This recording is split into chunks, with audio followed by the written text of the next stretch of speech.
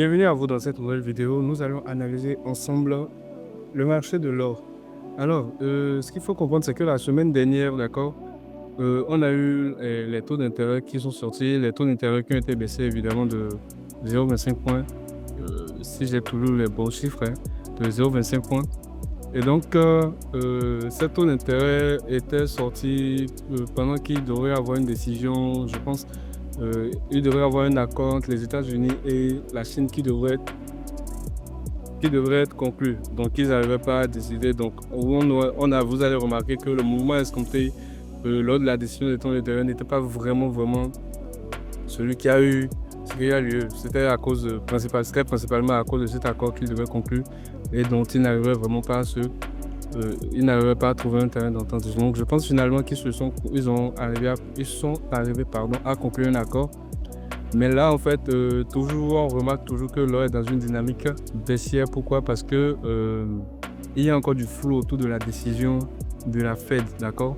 De quelle politique monétaire, d'accord, la Fed va adopter les mois à venir et tout. Donc, je pense que c'est plus à cause de ce flou autour de cette décision à venir, d'accord, que voilà, on a ces trucs-là timidement. Couplé à ça, on a aussi la Chine qui a décidé de retirer les avantages fiscaux, d'accord, qu'elle faisait sur les achats d'or, d'accord, la vente d'or, pardon, d'accord. Donc, déjà avec cette décision, on peut comprendre ça que ça peut peser, d'accord, sur les prix de l'or, on est d'accord.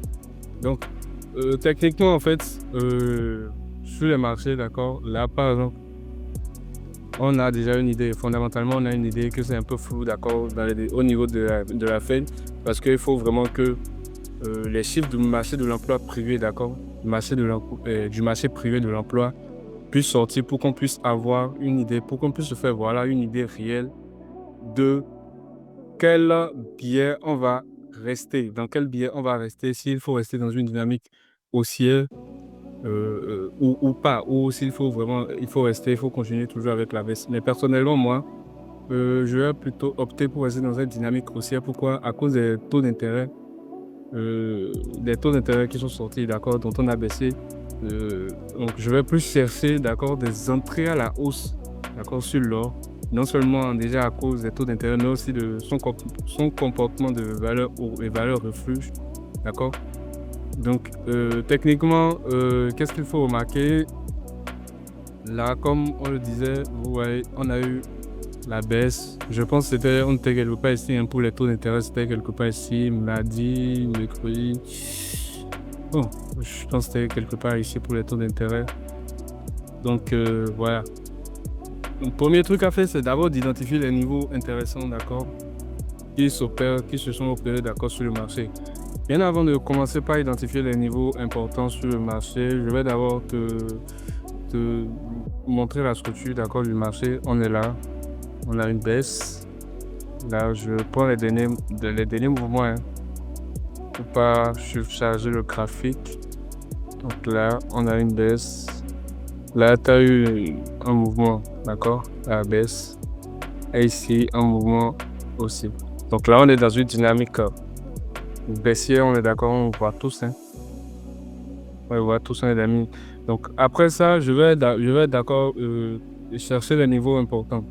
Premier niveau important que je trouve, d'accord, c'est ce niveau sur lequel le prix a eu une réaction, d'accord, cette résistance.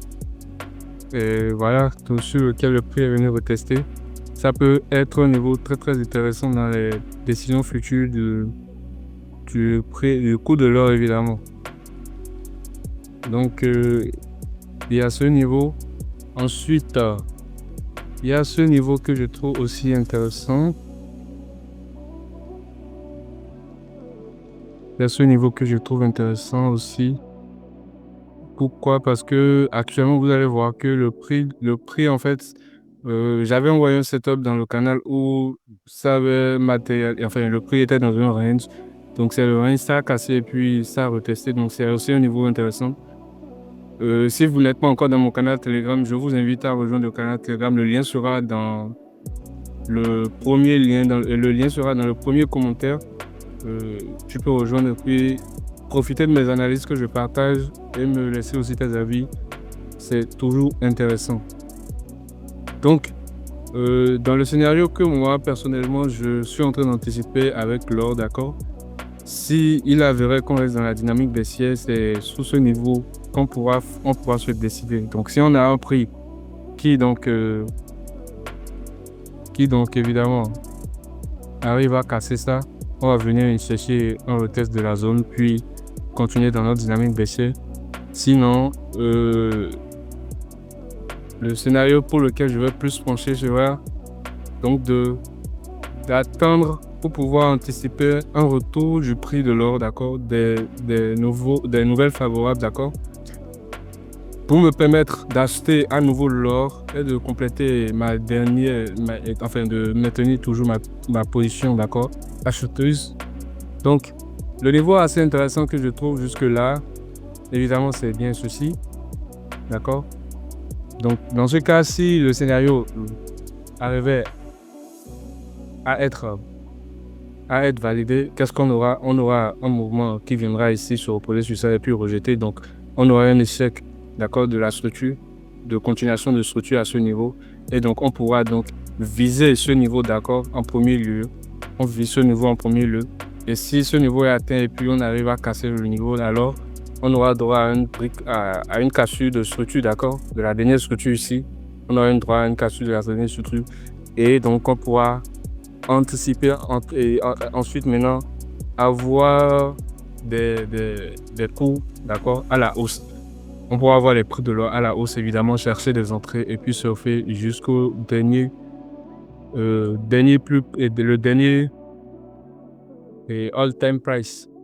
Donc, évidemment, ici, d'accord, je ne vais pas rentrer de manière agressive, on est d'accord, hein? Je ne vais pas rentrer de manière agressive, je vais plutôt attendre, avoir des signaux, d'accord, avoir mes confirmations techniques sur la zone, d'accord, avant de pouvoir passer. Bien qu'étant que, il faut comprendre qu'actuellement, c'est contre le biais, d'accord. Actuellement, le biais 7, il est plutôt indécis, d'accord. Parce que déjà, si on le voit, on peut voir que c'est entre les deux. Les liens indécis, mais je trouve ce niveau intéressant. Toutefois, il y a aussi ce niveau que je trouve assez intéressant, mais avant de le prendre, faut vraiment que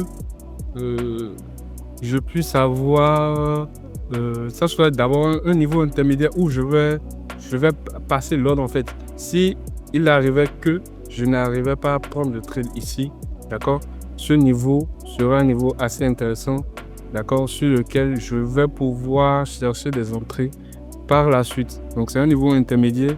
Donc, c'est un niveau assez intéressant, mais très risqué aussi.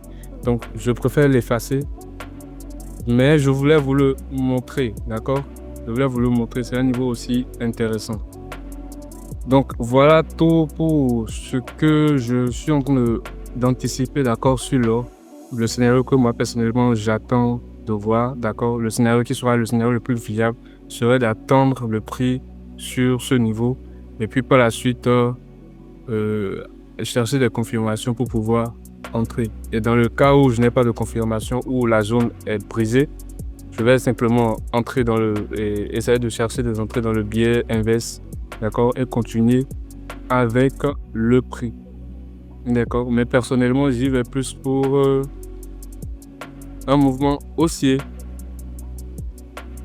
comme ça, et puis pourquoi pas avoir un truc comme ça et aller chercher plus tard le gros là-bas. Donc voilà pour ce qui est de ma vidéo d'aujourd'hui. Si tu as aimé la vidéo, n'hésite pas à me laisser un like et un commentaire et dis-moi qu'est-ce que toi quel scénario tu attends de l'or. Moi, c'est mon scénario. Tu peux me dire en commentaire ce que toi tu vois sur l'or et quel scénario est plus viable pour toi. Toutefois, ce n'est pas une décision d'investissement, d'accord? C'est mon analyse. Je ne suis pas conseiller financier. Ce n'est pas de décision d'investissement. Je peux perdre, d'accord? Et j'en suis entièrement responsable. Alors, n'oublie pas d'intégrer le canal Telegram. Le lien sera dans le premier commentaire et on se retrouve à très vite pour d'autres analyses. Si tu as aimé ce type de vidéo, n'hésite pas à me faire savoir en commentaire. Et si tu veux que j'analyse une paire précisément pour toi, dis-le moi toujours aussi en commentaire. Je me ferai plaisir de le faire, d'accord? Et on se retrouve très vite dans le canal Telegram.